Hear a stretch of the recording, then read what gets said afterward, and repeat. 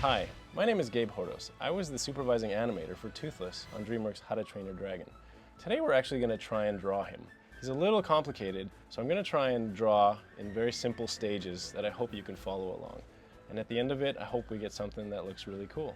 So let's give it a go. So the first thing that we want to do is draw his face. And all that is actually a very simple circle. We don't really see too much of the character yet. So what we're going to do is start to throw in some of the elements that make him look like Toothless. We're going to just quickly throw in his ears, because his ears actually were a huge part of his iconic shape. You know, when you have a character, you really want people to recognize who they are right off the bat. And Toothless's head and his ear structure is really a big part of who he is. So once we get the ears right, it starts to describe this iconic shape that we've all started recognizing Toothless as. So if you can get those two shapes down, the ears and the circle for the head, I think we're well on our way to creating Toothless. So the next thing to focus on is his neck. So what we're going to do is draw a really straight line, and the other side should be a nice half circle. And what this does is it gives you a very strong, muscular, powerful neck. Now you can start to see a recognizable shape. The next part we're going to try to figure out is how to draw his body and his arms. Now what we're going to do is we're going to draw a line continuing from the neck and draw it about double the position of where that neck ended. That's about the right length for his front leg.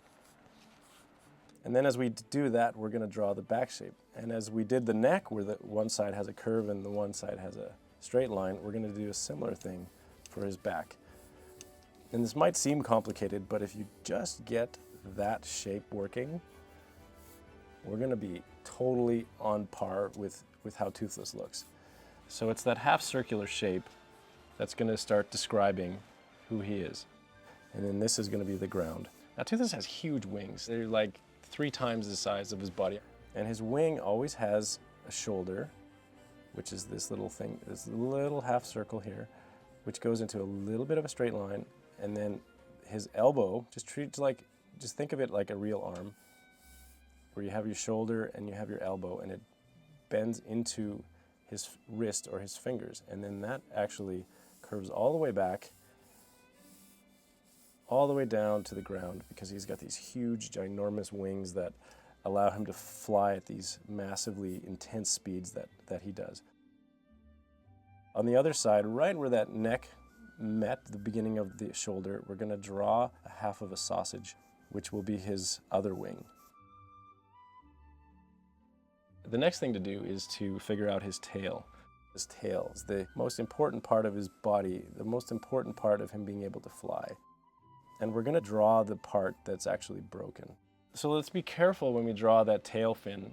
You know, put a little extra care, because it's a sensitive part for Toothless. It probably hurts just a little bit. So as we draw these very simple roundy shapes, we start to see the formation of the tail. So if we can get this shape to work, the rest of the stuff should now fall into place within the character. Now the next part that makes him very recognizable is his eyes. The eyes of Toothless are so important. They're probably the most important part of the character. This is where the life and the charm comes from. His eyes are actually quite low on the structure of his face, which he needs it to be in order to fly at these breakneck speeds. He needs his eyes to be the furthest part out so that he can see everything. There's no nose in the way. There's nothing in the way of keeping him from his target. Now let's move to the horns. And the horns are these little shaped things on the side of his face that we started to use as sort of receptors for this sonar type bat-like sense that he has and all dragons have as they're finding their way home. And so they actually go right beside the eyes, and there's 2 of them, and they curl around into a similar sausagey type shape as we did down here. And then maybe on the other side, let's just draw one, as if we can't see them both. Now let's concentrate on the nose. We'll draw a little circle and another little circle, and then we'll draw the nostril. As we draw his nostril, we just want to find the half point of that circle and then just draw a nice little shape like that, which then now will have a little side on it. As you notice in the movie, as we're animating him, a lot of his expression doesn't come from the mouth. It actually comes from the eyes and the nose. There's a lot of little things he does, little twists and turns, and those little things just go so far to making this guy super adorable and believable. So as we draw the bottom side of his face, we're not actually going to concentrate too much on a mouth. We're going to draw a very small of a mouth right there. Really little tiny shape, just to, fill it out. The next thing you want to do is draw his pupils. His pupils are actually quite square. You'll notice they're not perfectly round. Throughout the movie, they actually change shape.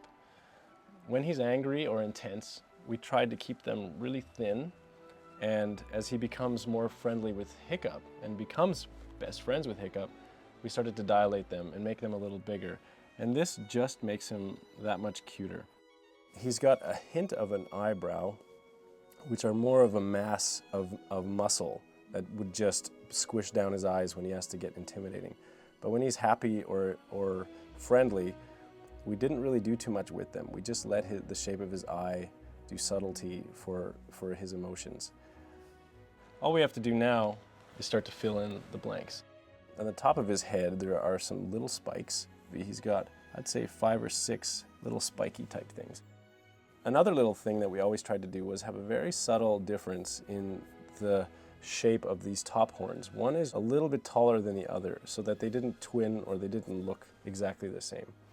A lot of the shapes that we chose with Toothless were slightly off angle. So one thing was usually taller than another, one thing was shorter than another.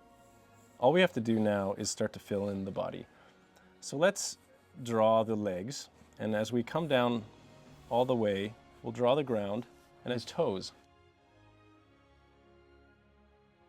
And then we'll start to draw in his front leg. So now we're going to go up and we're going to try find a halfway point, which I think if you draw from the nose down, you're going to come to the center of his torso. And from there, we want to start to figure out where his other arm would be, which is going to come in. We're going to draw it into a little bit of a relaxed, slightly off the ground shape.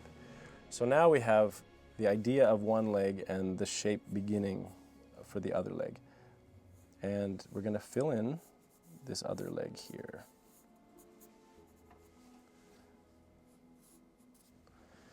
So don't forget about these sharp little shapes that we have on the underside of his forearm. They just make him look cool. Now that that's kind of working, we're going to fill in his hind leg. So all we have to do with his hind leg, it sounds really complicated, so we're going to treat it super simple, and we're just going to draw an oval shape. There's little tiny circles we can add to his knees, as if the skin has kind of folded up or something. Those little things kind of add a little bit too. And now again, let's fill in the toes. And what you'll notice in the movie is that his toes are always a little bit bent or curved. It really made him look organic, and it made him look kind of cool. So when you watch the movie next time, take a look at the toes. And his other leg is actually going to be behind this leg, so we're just going to get a hint of it, and we're going to color it in.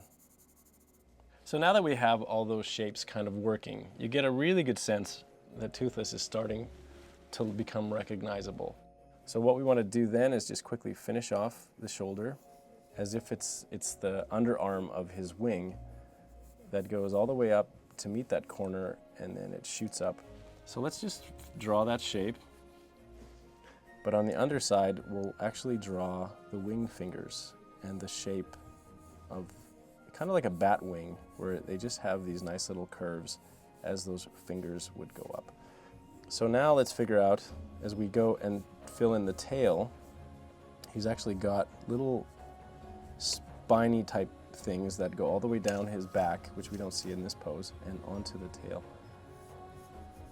So all you have to do is go from the top, come around, and keep it going until we get to the tail fin. The tail fin, which is actually missing half of itself. And what we're going to do is we're just going to draw a bunch of inverse sort of circles. Let's do 1, 2, 3, 4 of them. And then we're going to draw a little finger and a little finger and a little finger. And that's pretty much it. And we'll put a little bit of a hint of where the old one, the missing piece of the tail was. So that pretty much is how I would draw Toothless. He's a little bit complicated, so if your drawing doesn't look quite like mine does, I mean, mine doesn't really look like him perfectly either. He's a little tricky to draw, but if you get the eyes and the ears right and the shape of his wing and his tail in there, I think it just feels like him. On behalf of all the animators that worked on him, we're so happy that you love him, and keep drawing him because it's really cool to see. Thank you.